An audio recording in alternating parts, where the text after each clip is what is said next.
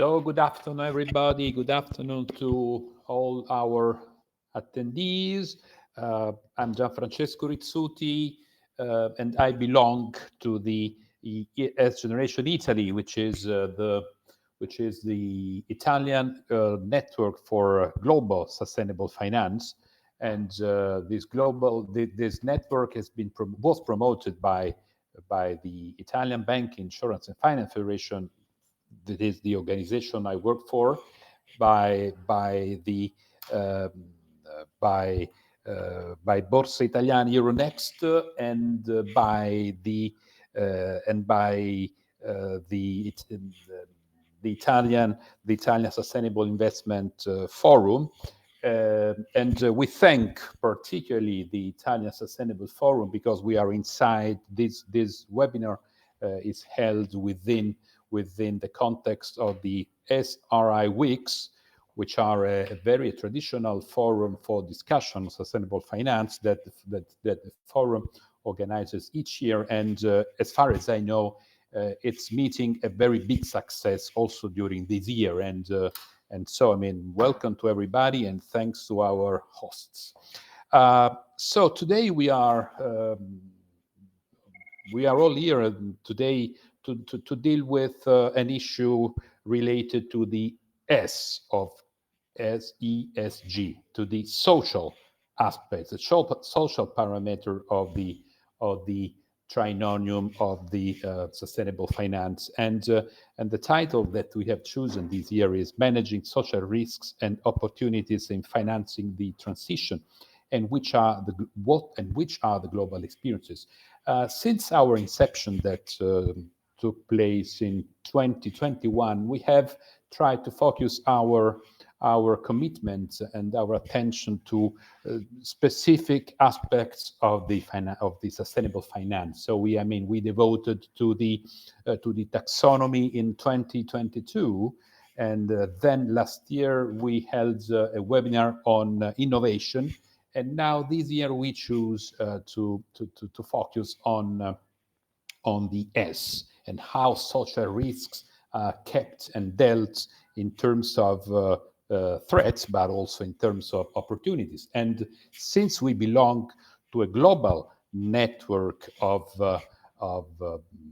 44 domestic financial centers, and thanks to Stephen Nolan, who will follow my introduction, we will know something more about these FC4S, this global network of financial centers. Since we belong to this very wide and global forum, we always, during our events, we always invite and involve other domestic and big financial centers around the world. So today, we are very pleased to meet and introduce 3 financial centers that after me will be better and deeply presented.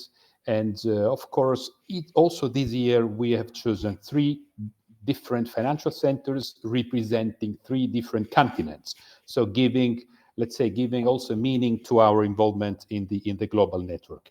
And I wouldn't add anything more to our presentation because the discussion would be much more interesting than my introduction.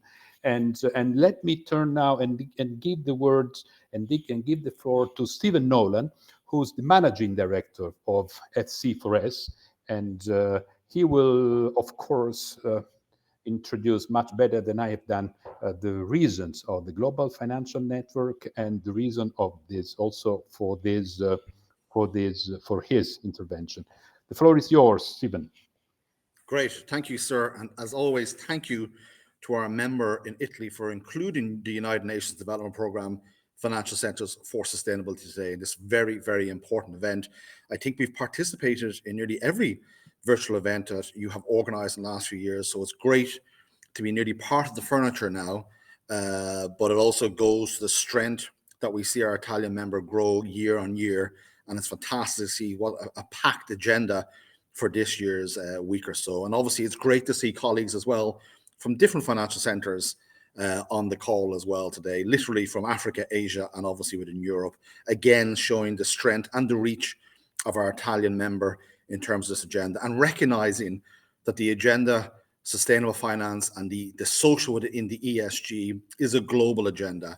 And while Europe may be leading at the moment in a lot of what the European Commission is doing, and obviously different governments, this is a global agenda and it needs to be discussed at a global level. So as introduced, I head up the UNDP Financial Centres for Sustainability. We're now at 44 members, with Singapore the latest financial centre to join, representing over 80% of global GDP and capital flows. And it's great to be here with you. Today is a timely event. We obviously have COP29 coming up in a few weeks on the 11th of November in Baku, Azerbaijan.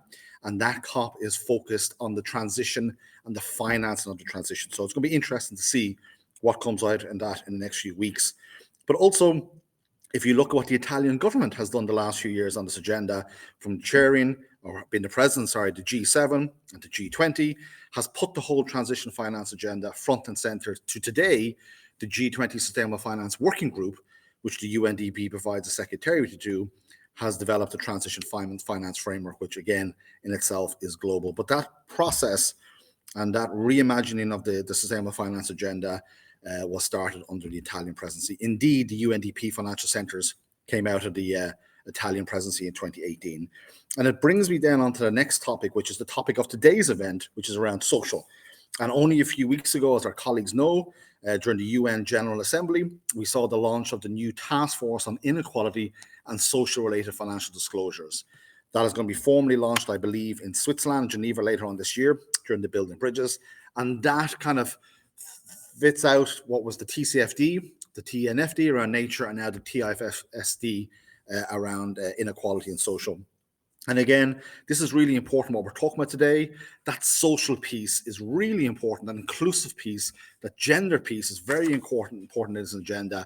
And in fairness to those, such as the Financial Centre in Italy and the partners on the call today, all have recognized the interconnectivity between climate, nature, and social in terms of a financial services centre, and that we need to be targeting these agendas at the same time. And very quickly, we need to manage the social risks, as is the name of the event today. We need to identify vulnerable sectors and communities as we transition, perhaps those that are very dependent on fossil fuel, or households facing increased energy costs, which we saw across Europe for the last few years. We have to be inclusive around our stakeholder engagement and engage with affected communities, workers, and other stakeholders as we finance this transition, as we transition to a net zero economy. We need to develop fair transition plans, and again, recognize that we are talking about livelihoods in transition exposed sectors, such as reskilling programs, job placement support, and compensation where needed. We need to assess the social impact of financing decisions. We need to implement robust social due diligence, and we need to avoid financing projects with negative social externalities. And that's where we need to manage the social risks. And my last point is we need to then leverage, and where we see this as an opportunity, is we need to finance the socially inclusive projects. We need to support job creation in sustainable sectors that are transitioning. And we need to enable access to green finance for the SME sector, the small, medium enterprise sectors that a lot of the Italian and European governments and countries are actually made up of. It's the SME sector. And then we need to incorporate, as I said, the new task force on equality and social related financial disclosures as it begins to spin up. We need to look at its benchmarks and frameworks. So as I finish, I just want to thank our Italian member. We're now at 44 members. It's been a growth rate since the Italian government made the decision under G7 presidency in 2018 to launch FCFRES. That's been a growth rate of 225%. The Italian Financial Centre Milano was among the first financial centres to become members of FCFRES. And it's fantastic to see your journey today, and that we're now getting into a topic around social and managing social risks, because in fairness to our Italian members, you're always ahead of the curve. We're delighted as UNDP FCFRES to speak today, and I wish you all the best in the rest of today's session. Thank you. Thanks for your presentation, for your speech. Many thanks for what you mentioned and remind us of, for instance, the inception, the birth of the global network due to the Italian presidency 7 years ago of the G7, of course, the Ministry of the Environment in Italy.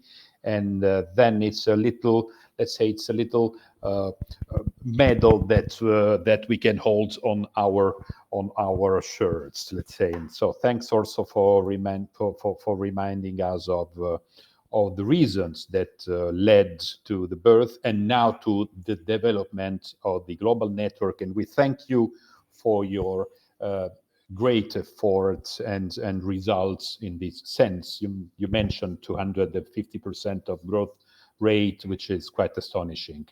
So now let me give the floor to Francesco Bicciato, who's the executive director of the Italian Sustainable Investment Forum. And like me and like Patrizia Celia, who's going to close this webinar, is the member of the executive committee of the S Generation Italy membership. And Francesco, the floor is yours with your outstanding panelists. Thank you, Gianfrancesco. Thank you, Stephen.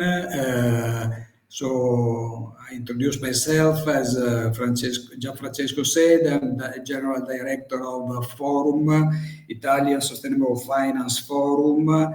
This is an organization, a multi-stakeholder organization. We are very happy to be part of the Yes Generation Network because I think that is quite important for us to share our experience, practice with the other financial center. And I think that it is a big result. And thanks again to Stephen for all the efforts that he is giving in this challenge, this important challenge.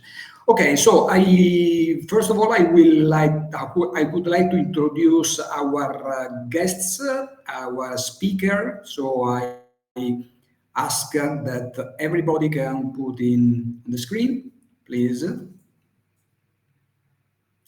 Okay, excellent. Thank you very much. Thank you. So thank you to Kali. Kali Taylor is the country manager of Sustainable Finance in Geneva. Andari Sharabdori, she is ESG and carbon market of Mongolian Sustainable Finance Association.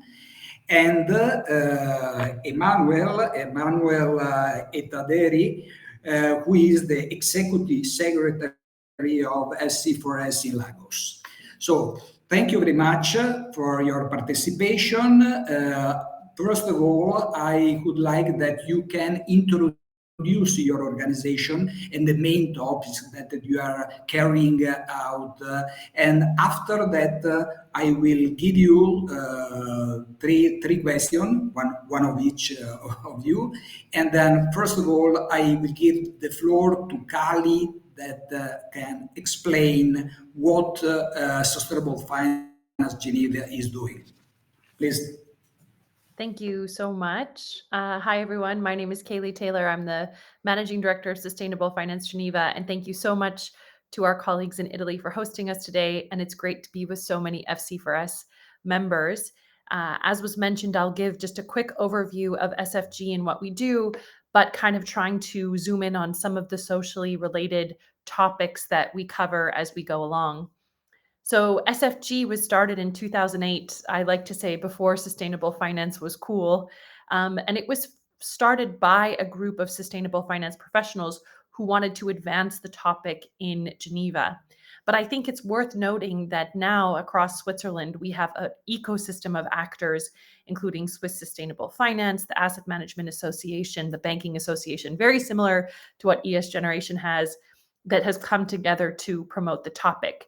So in Geneva, we try and focus our efforts on supporting the local ecosystem, advancing topics where Geneva has a particular advantage, and in pushing the entire idea of sustainable finance, the whole concept forward so that it continues to evolve and continues to move us towards an economy that fulfills the needs of people and respects the planet. In terms of our approach, we have three main pillars, and the first two really focus on serving our members who are finance professionals. So we start by strengthening connections between the players in the ecosystem through networking and mapping and forums like Building Bridges that bring these groups together. And I wanted to quickly show you this mapping that we did of all the actors that are present in Geneva's ecosystem.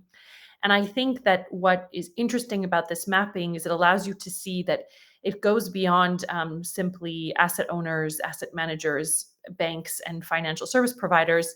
In Geneva, we have a range of intergovernmental organizations, NGOs, and academics who are working on sustainable finance issues, and also who bring subject matter expertise to the realm of sustainable finance. So when we're talking about things like social issues, we have the UN present through organizations like the ILO, the International Labor Organization, that's looking at decent work and just transition. We have the World Health Organization, who's looking at issues like how we implement healthcare and how we finance healthcare systems across the world. We have a range of actors like that who can help to advance these issues, as well as a very vibrant finance community that specializes in wealth management and impact investing. In terms of, once we kind of feel that there's a strength in the way the ecosystem is connected, there's also a need to empower the individuals within that ecosystem to push for change in their own institutions. I'm sure many of you can relate to the fact that making change within large institutions who have worked in a certain way for a long time is quite difficult. So having opportunities for peer exchange and learning is very important. So those are kind of the two pillars that focus on supporting our individual members. But where I think we'll find more interest for this webinar is in our work around mainstreaming impact, which is looking at where sustainable finance is going, what impact themes are important, and trying to put those on the map for investors and make them actionable. We have several main themes, and we're looking at others, but you'll notice that 2 of those 3 themes are socially related. So we have gender, which really looks at how we achieve gender equality, not only within financial institutions and how they hire and retain employees, but also in how they deploy their capital with a gender lens. And finally, how they serve female clients to help them build wealth. And this is an area where a lot of work is needed globally. And at FC4S, I chair the gender working group.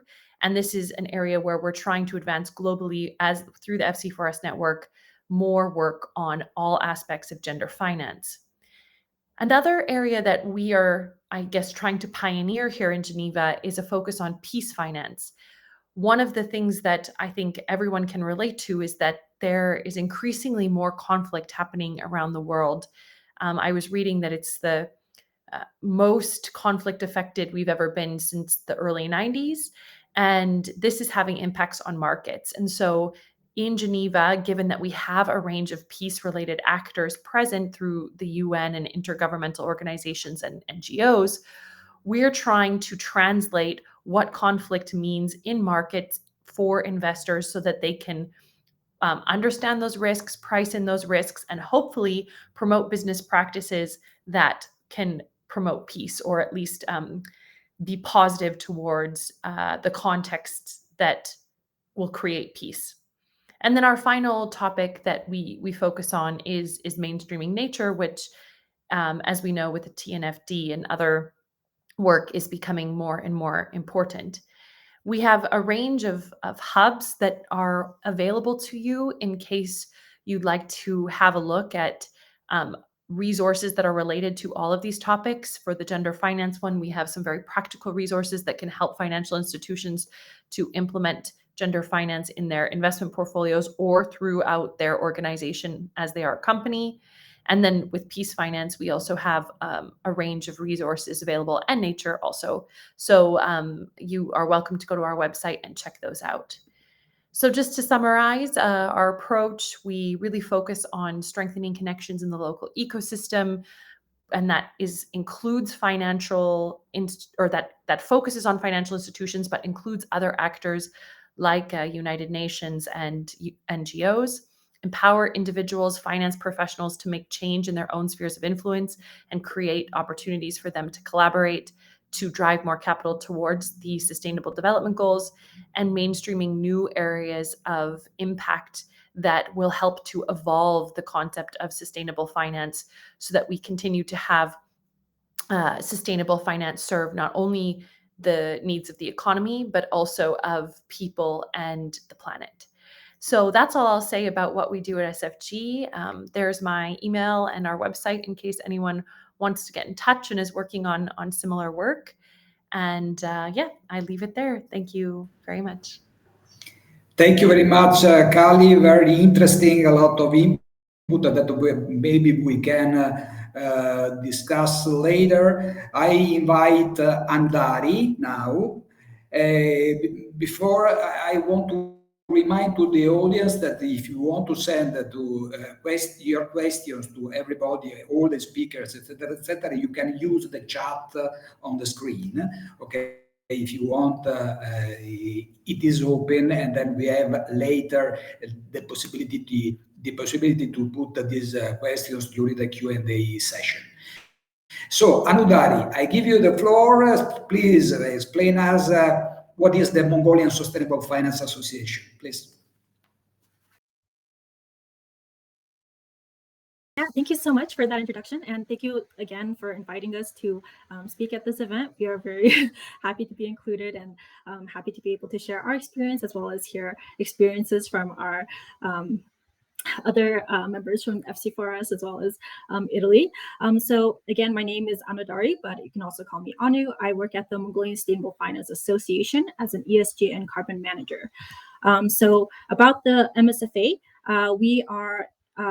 we started in 2013 as the Mongolian Sustainable Finance Initiative at the Mongolian Bankers Association. So we were started as a voluntary commitment by commercial banks in Mongolia. But in 2017, start of 2018, we actually became our own association, and we expanded our work to include other members of the financial system. So in addition to commercial banks, we started working with non-bank financial institutions.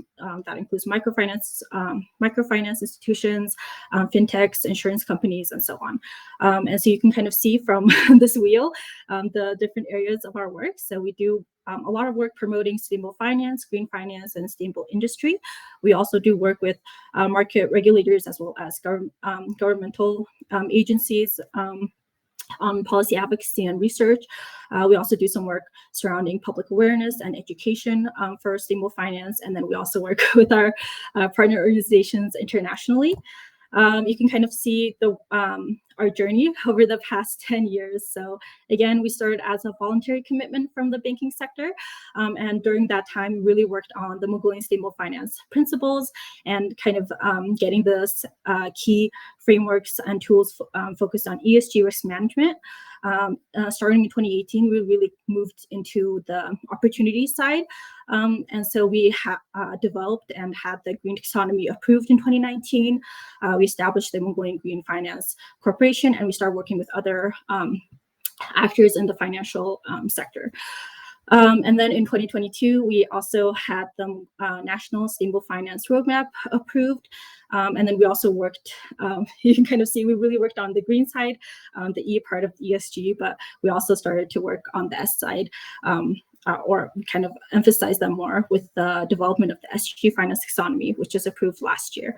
And kind of our main goal, or the work that our main goalpost that we're working towards, which is outlined in the National Sustainable Finance Roadmap, is increasing the green and social loan portfolio of banks to 10% and then 5% for non-banking financial institutions. So kind of what I've mentioned before with the development of the SDG Finance Taxonomy. So before, like I said, we had the green taxonomy, which still is operational. It will actually be replaced by the SDG Finance Taxonomy starting next year. But in the green taxonomy, we had 8 green sectors. And so that really allowed banks to start having their green loan portfolio, working on getting green loans out.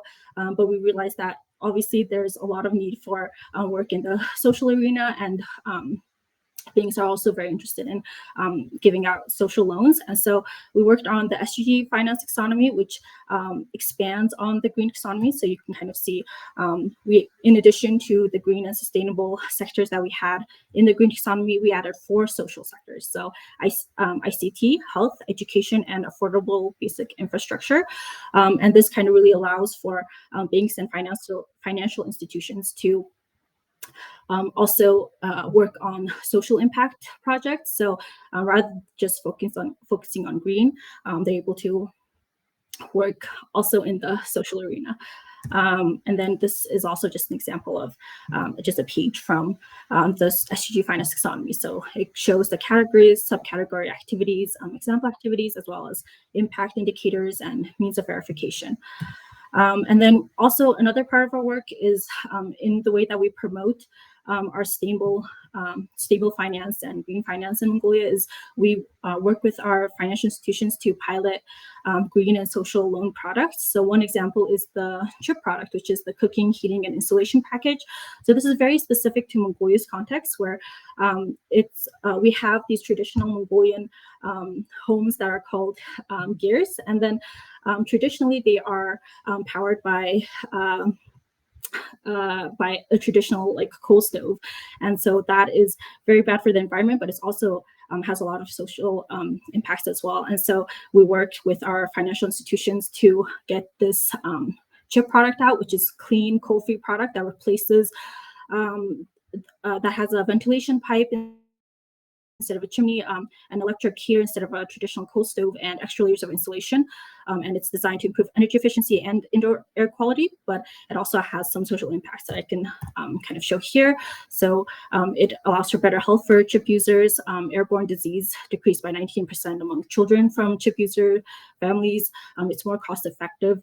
And something that also that is interesting is this traditional way of having a coal power stove is very labor intensive, and it's mostly handled by women. And so when they switch out their coal stove with this CHIP product, it actually saves women on average about 41 minutes per day. And then obviously it allows for a cleaner home because they don't have coal dust, smoke, and ash waste to deal with anymore.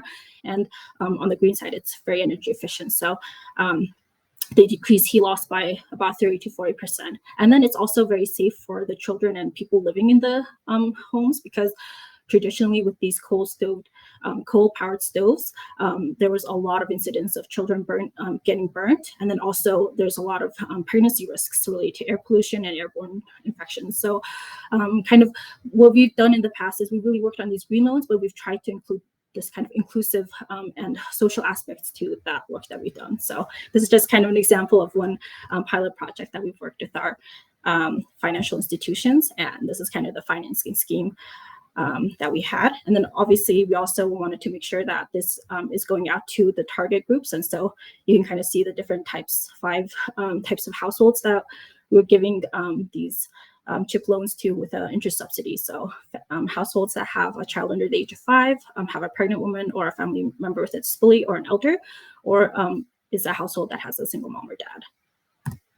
Okay, so thank you for your attention. I kind of tried to rush through kind of the different types of work that we do in the social sector, but I'm sure we'll be able to discuss more in the questions. Thank you very much, Anudari. Very clear, very interesting. Then we will have also with you the possibility to go in deep. But now I would like to give the floor to Emmanuel. Okay, Emmanuel Etaderi. So thank you, Emmanuel, to be here with us. And the same, I would like to ask you if you can introduce the FC values. Please. Thank you very much. My name is Emmanuel Etadiri. I'm the Executive Secretary of the Financial Center for Sustainability Lagos. FC4S Lagos, as we have named it, is the Nigerian chapter of the United Nations Development Program Financial Centers for Sustainability, and we have a board of 6 and membership of about 33 corporate institutions. We were registered with the FC4S network in 2019, and we've been operating since 2020 January. I just talk about the social risk and opportunities in financing transitions and our experiences and best practices, some key examples in Nigeria. Next slide. Say, good. So actually, our focus has been to drive inclusive economic growth and to empower underserved communities, also to enhance resilience in social infrastructure and to promote responsible investments in the financial sector. I just have some few examples of what we are doing. So in terms of driving inclusive growth, we ensure that our activities are aligned with the United Nations 2030 Sustainable Development Goals, and our projects support the creation of jobs, reduction of poverty, and increasing of economic resilience in Nigeria. You would, if you've been following the news, the World Bank recently, dubbed Nigeria as the poverty capital of the world, with over 100 million persons living below $2 per day. And our task in FC Force is to try to move the needle as much as we can by initiating projects through collaborative engagements with different stakeholders that will help to reduce the incidence of poverty and bring a better level of living for Nigerians.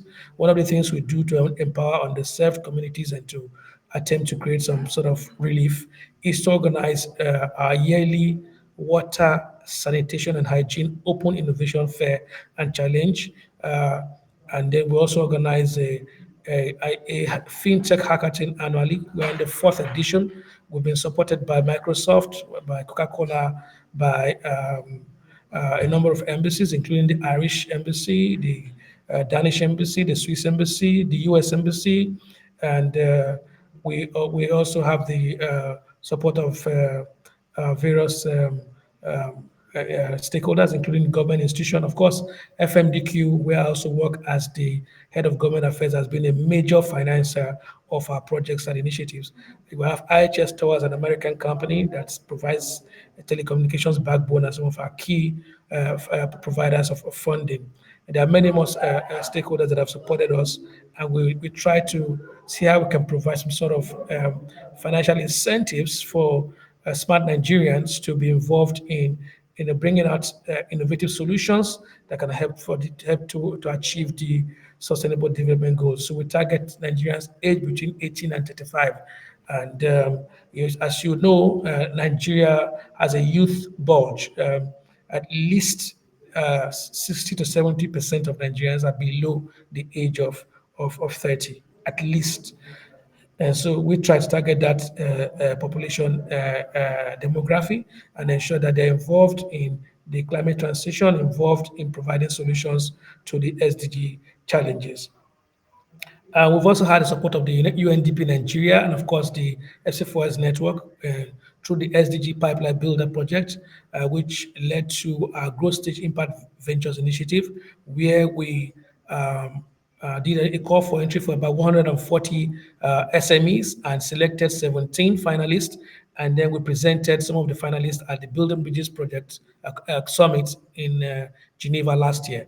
And out of these projects, about 3 of them have received funding across 2 sectors, health care and agri-tech, technology for agriculture, which addresses Goal 3 and Goal 2 respectively. The firms so far have received about $15 million through investments from impact investors. We appreciate the support of UNDP Nigeria and the Global FC4S Network, led by Mr. Stephen Nolan, his managing director, and other staff and members within that within the secretariat.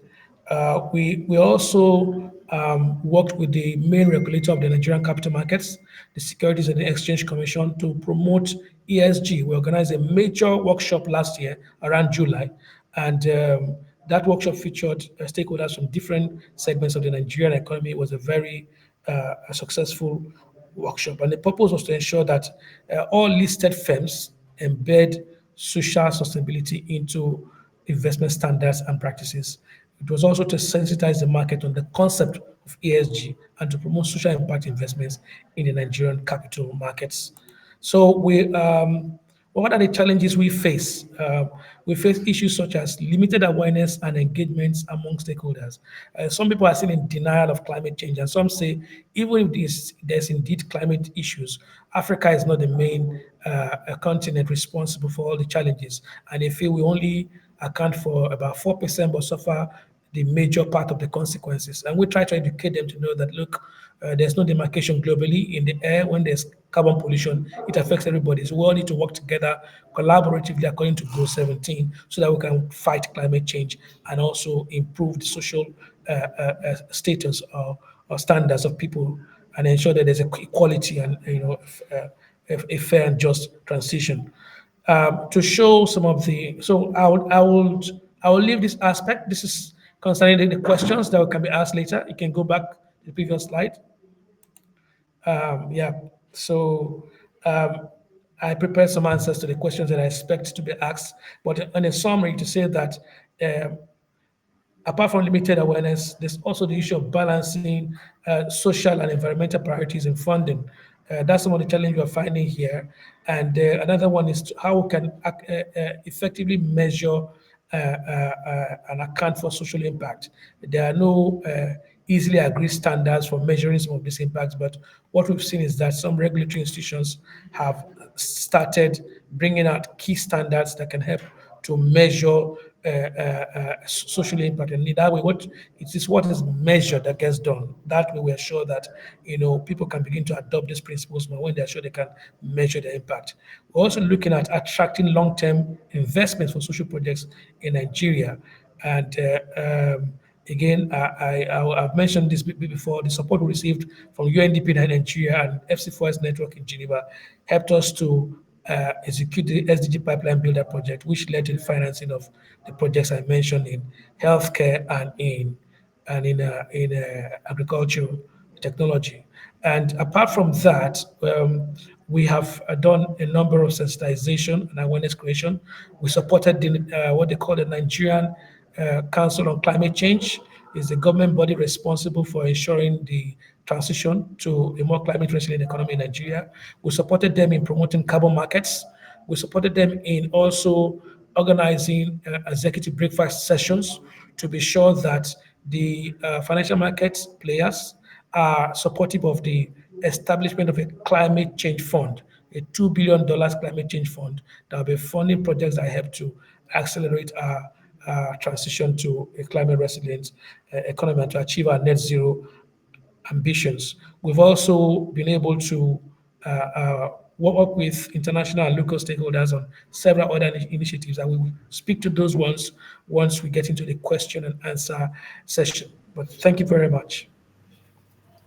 Thanks a lot, Emmanuel. Very interesting, and we will come back also with you to go a little bit deeper in the topics that you underline. So I will back to Kali.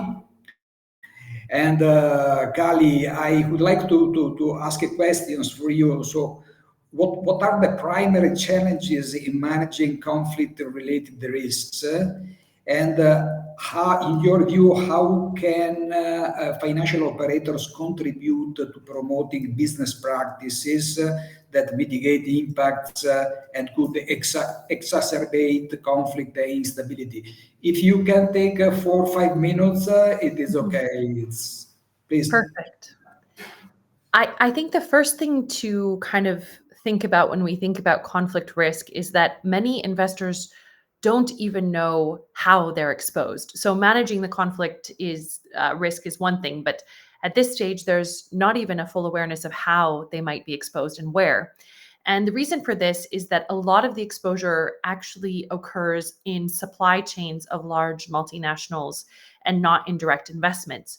So a investor will look at their portfolio and say, oh yeah, I'm mostly in the US or Europe, and not really seeing the fact that those supply chains really heavily rely on conflict affected and fragile states.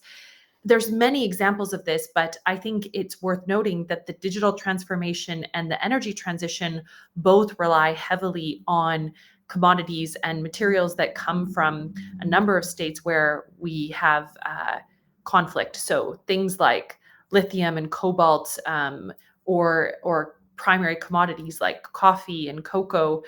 These are things that we are finding in a lot of conflict and fragile states. So the first, I guess, primary challenge is that investors aren't even aware they're exposed. And then if they are aware that they're exposed, they most likely do not have the tools, methodologies, or data to calculate that risk, to price in that risk. And another important thing to understand about conflict is if you're looking at something like climate, where a ton of CO2 emitted anywhere is a ton of CO2 emitted everywhere, it affects our global climate system the same, compared to nature, where ecosystems are very contextual and they're very much about the locality. Conflict is much closer to nature. No two conflicts are the same. If you look at any conflict that we see around the world, it's not the same as another one. And so understanding the risk is very subject to being sensitive to that particular context. And for that, we in fact do not have a lot of good tools for how you measure, calculate, and quantify those types of risks. We're currently undergoing a research project where we are developing a model for looking at that risk that utilizes some of the standard data models, provisions that various providers have, but there's still a lot of data that's missing through supply chain. So there's a long way to go in terms of both methodologies and the data collected. And then when we look at how you can have a positive impact and manage that risk and hopefully affect the contextual situation in a way that's positive towards stability and peace, this really comes down to how the investor engages and acts as an active owner with its companies. I think there is a misconception that markets are neutral or that investments are neutral. We're just the private sector. We're coming in. We don't want to have anything to do with this political conflict. For us, there is no such thing as neutral investment. The way a company is acting in a conflict situation will either exacerbate or help to calm or stabilize the context. So as an investor, it's important to be thinking about your ownership position with a company and actively engaging them on issues related to conflict. The CSDDD, the Corporate Sustainability Due Diligence Directive here in Europe, for the first time has required companies to do enhanced human rights due diligence in conflict-affected states. So this is particularly important because we know that in conflict situations, there's more risk of human rights abuses. So there are some regulatory developments that are starting to do this, but investors can be asking for clarity from their companies about where in their supply chains they're operating, if they are in contexts that are fragile or conflict affected, how they're managing risks and understanding the context and being sensitive and hopefully contributing to peace. So those would be the main things I would say. First, having the tools, data, and methodology to calculate the risk, and then to work with companies in managing those risks appropriately. Thank you, Kali. Thank you very much. I will give the floor to Anudari. Anudari, the questions for you are this one: in the development of the Mongolian SDGs finance, what specific aspect of social sustainability have you seen gaining the most focus from the market? For example, for instance, gender, inclusion metrics, and so on. And which type of social impact projects tend to attract the highest level of interest from financial market participants in Mongolia? Please, I give you the floor. Okay, thank you so much for that, for those questions. I do think these are very interesting things to talk about. So when we were developing the Mongolian SDG finance taxonomy, what we really wanted to work on was including sectors that were most relevant to Mongolia and Mongolia's context. And so that's kind of how we landed on those 4 social sectors: ICT, health, education, and affordable basic infrastructure. And for those sectors, what we really wanted to focus on the aspects of affordability and accessibility, because we were seeing that just for the Mongolian economy, we don't have enough access to healthcare. We don't have enough access to education. Children are kind of squished into these schools for public schools. They have classes of at the minimum 30 up to like 60 students per class, and that just isn't great for kind of the quality of education that's being available. And so we really want to focus on accessibility and affordability for kind of the gender side of it that you talked about. We didn't really include that in the taxonomy because we saw it as a cross-cutting topic, and so we didn't include it as a separate sector. And then kind of thinking about the social impact projects that are right now having the most level of interest from financial market participants in Mongolia. Over the past couple of years, it's really been gender finance and SME finance. So there's been a lot of funding available for these types of projects. But we're hoping with kind of the introduction of the Mongolian SDG finance taxonomy, we'll be able to see a expansion of the types of social projects that are going to be available. So an example of that is one of Mongolia's largest commercial banks, Hanbank. They actually just issued a social bond. And this is Mongolia's first social bond, and they were able to issue it because we introduced the SDG finance taxonomy. And for that social bond, they're kind of have these different user proceeds that they're working on. And they're working on food security and sustainable food systems, obviously access to essential services in education and healthcare, affordable basic infrastructure, affordable housing, and also employment generation and unemployment alleviation.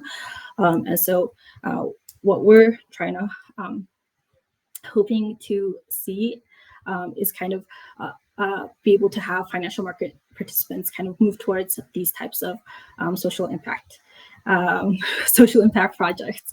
And so we understand that right now, because we kind of really focused on the green side of it, we really had a lot of work going towards like gender and SMEs, but we're really excited to see now with the SDG finance taxonomy becoming, replacing the green taxonomy next year, what kind of different social projects are going to be coming out. Okay. Thank you, Amudari. Very, very interesting. And this issue is quite important also for Europe. As maybe you know, we have a green taxonomy, but we have a big lack because we don't still have a social taxonomy. So this issue is quite important. I think that the comparison between different experiences is quite useful. Okay, so thank you very much. I give the floor to Emmanuel. And questions, Emmanuel, what are the key trends in Nigeria regarding the financial or social impact project from one side? And how is the social dimension incorporated into sustainable finance regulation? Please. Thank you very much. I will start from the last question, if you don't mind. The last question talks about how is social dimension being incorporated into sustainable finance regulations. So there are 3 main regulatory bodies that have taken a big step in this area: the Central Bank of Nigeria, the Securities and Exchange Commission, and the Financial Reporting Council of Nigeria. They are the main regulators in the financial and capital markets in Nigeria. They have come up with 3 main regulations. The first is the Nigeria Sustainable Banking Principles, which all the banks are signatories to. We have these Nigeria Sustainable Finance Principles. So all the firms in the capital markets, public firms, are signatories to this. And then we have the International Sustainability Standards Board, which has been promoted by the Financial Reporting Council of Nigeria. They set up an adoption readiness work group to support Nigeria's early adoption of the ISSB. It's interesting to note that FC4S Lagos was a part of the last 2, the Nigeria Sustainable Finance Principles and the Adoption Readiness Working Group for the ISSB. We supported them in the stage of drafting, and we make sure all our members are aware, and we're supporting them to go further. We're also in the process of developing our own taxonomy, like what Mongolia is doing. We're working with PwC and the Financial Reporting Council. And when we come to a conclusion, we're going to also present it to other members of the FC4S. Now, in terms of other things that have been done, there's a guideline. The guidelines for impact, social impact reporting. I can easily mention the Nigerian Sustainable Finance Principle because it specifies in that document in Principle 4 that listed companies must report on their social impact activities, things like gender inclusion and other social inclusion projects, social impact projects. You report on it every year as you do your annual report. You report it on the exchange or the platform with which you're registered. So as I mentioned, I work for FMDQ. It's a platform for the trading and listing of capital market instruments. So all our listed entities are expected to report on their social impact projects as well as their environmental friendly projects. And then in terms of the incentives for enhancing socially responsible projects, what the federal government has done is to bring out an executive order for water, sanitation, and hygiene, which is Goal 6, access to clean water and sanitation. Goal 6 of the SDGs is to promote Goal 6, and it's also to help Nigeria stop open defecation, where currently the country has a major problem. It is the worst country in the world for that, and we're working hard to stop that and to make sure people live a healthy life and also have access to clean water and sanitation services, so that we can reduce the incidence of under 5 children mortality. We have one of the worst rates of under 5 mortality in the world, and we're trying to correct that. This executive order gives tax incentives to companies that invest in water, sanitation, and hygiene-related projects. And then the fourth thing I'll mention is that we've had support from the international development partners and also other financial institutions. I'll just mention a few. So the U.S. Trade and Development Association is supporting not just Nigeria, but countries across the West African sub-region to promote sustainability and sustainable finance and social impact projects. And I was part of that engagement in March 2024, representing FC4S Lagos. That event led us to form a partnership with the Risk Managers Association of Cote d'Ivoire, and we have now said we're going to start implementing an ESG conference annually in Cote d'Ivoire in collaboration between Cote d'Ivoire and Nigeria.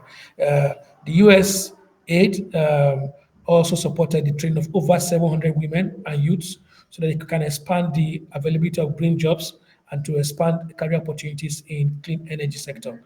And also the US aid has launched a $33 million project to strengthen civil liberties organization so that they can support the transition to a stable political environment that provides prosperity and is inclusive for all Nigerians. I'll go back to the previous slide. So that question talks about the key trends in the financial and social impact projects in Nigeria. One of the things you use to measure that is the number of Nigerian firms that are part of, established principles and protocols that enhance socially responsible investment. So if you look across, you see that in terms of the principle for responsible investment, PRI, the UNPRI, there are at least 6 Nigerian firms that are signatories to that, 5 to 6 Nigerian firms that are signatories to that principle, which is very encouraging. These are big and major firms in the investment banking community in Nigeria. And then in terms of principle responsible banking, we have 2 major banks. One is a development bank, that's a bank of industry, and then the other one is a commercial bank, Fidelity Bank. In terms of the equitable principles, we have about 6 Nigerian firms. One of them I'm proud to mention.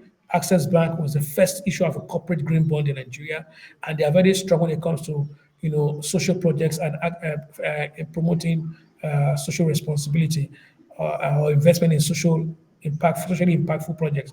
Access Bank has a fund for women who are invested in businesses. They promote women entrepreneurship, and they've received the support of the US government in that area too. And they are listed on our platform in FMDQ. We are close partners with them. They're also helping FC4S to fund projects in portfolio. We also use PPP models to promote social projects. So the World Bank has supported us since 1999, and as of 2020, at least 158 projects have been promoted through PPP that address things like road infrastructure, aviation, ports, water, and energy sector services. So these are some of the PPP projects helping to promote social investments or social impact projects in Nigeria. The last but not the least is the fact that the SEC has actually now adjusted its green bond rules to include other elements. We now call it the green, social, sustainable, and sustainability linked rules, instrument rules or bond rules. So it enables the issuance of social bonds, and we are looking forward to seeing some of this issue very, very soon. Thank you. Thank you very much, Emmanuel. So thanks to all our speakers. Thank you to Kali Taylor, Anudari, Sharab Dori, and Emmanuel Etarderi. We are really very inspired from intervention, so I prefer don't interrupt you because it was very, very interesting, your topics. And now for the conclusion remarks, I will give directly the floor to Patrizia Celia. Please, good afternoon, everyone. The floor is yours. Ciao Francesco, and good afternoon, everyone. First of all, please do apologize my voice.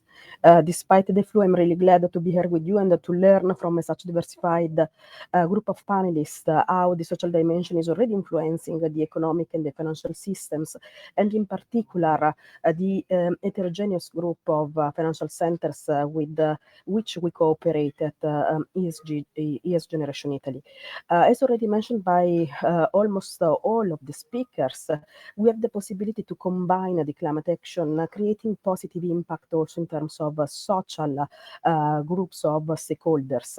And in my opinion, it is really important to focus on two priorities: inclusivity and flexibility. Inclusivity because first of all, we need to take into consideration in our actions the interests of diversified socio-economic groups of stakeholders, from workers to communities, to small businesses, to consumers, and to citizens. But on the other side, if we will approach the climate action with the flexibility, we will have also the possibility to create opportunities, not only to include them, but also to create opportunities for them. And here I see, for example, the first opportunity, for example, the possibility to contribute to the climate action, also creating opportunities for all of those countries or regions that continue to be locked into a low skill, low innovation, and low productivity equilibrium, but also for those countries where there is a surplus in terms of skills, innovation, and productivity, where there is the possibility to address that surplus to innovation and also to a greater, probably, climate ambition. At the same time, we have the possibility also to take into consideration the need to create a spillover effect, but also to create contribution in a different way in different sectors. From those sectors where there is a high proportion of workers impact in terms of new job opportunities, to sectors that require reskillings, upskillings, to other sectors where we need to provide and to answer with a tailored solution for workers, communities, but also for enterprises, in order to give to enterprises the possibility to survive or the possibility to change their business model and their competitive positionings. On another point of view, there is also the possibility to work with a different approach in order to support rural area, but also to support the smart cities in order to avoid inequality, not only in terms of inequalities between rural area, but also cities, but also, and of course among countries, but also in order to avoid inequality and social inequality in particular within each city. I think that our panelists provided today with risks, opportunities, but also with the concrete actions already in place. There is also a need that, and also the urgency to introduce new initiatives from regulation regulation, to financial products, to carbon markets, as already said by some of our panelists. And probably we bring home today an important lesson. I think that the awareness is already in place. I think that we all financial operators have already the possibility to contribute to the challenge, and most of all to contribute to the climate action without leaving workers, communities, consumers or enterprises behind of us. This is now the new priority for financial operators, but for certain other aspects is already a reality. In fact, not only in the annual programs that together with FEBAF and Forum per la Finanza Sostenibile and ES Generation, we all of us, with all of our stakeholders, we already provide educational season and brainstorming session on all the three dimensions on ESG, and we are increasingly focused on the social dimension. But also there are numbers that are already confirming us that together with us also our market stakeholders, corporates, investors, intermediaries are taking seriously the social dimension. For example, just to mention you a couple of numbers, at Euronext level we count 200 social bonds already listed on our markets, in addition to the more generic ESG transition or ESG linked bond. Evidence of the growing need, of course, for corporates to finance those investments, but on the other side, also the evidence of a good interest from investors. And in terms of listed companies, we are already registering also progress in terms of disclosure. You know that the CSRD will enter in force in next year, but we already have, for all of our listed companies, good numbers in terms of KPIs, in terms of not only environmental and governance, but also in terms of social KPIs that are already provided by almost all of our 2,000 companies listed at Euronext level.